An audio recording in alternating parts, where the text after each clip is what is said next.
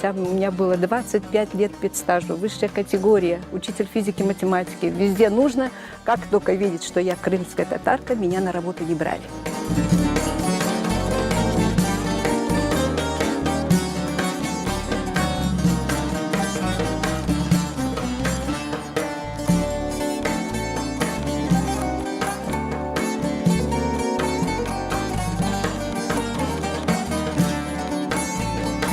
Мы все там бросили, и работу бросили, и дома бросили, да, и вернулись сюда, зная, что будущее связано с нашей землей.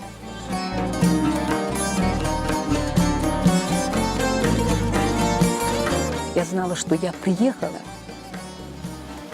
туда, где должна была быть, и чтобы наши дети здесь продолжали жить и будут жить.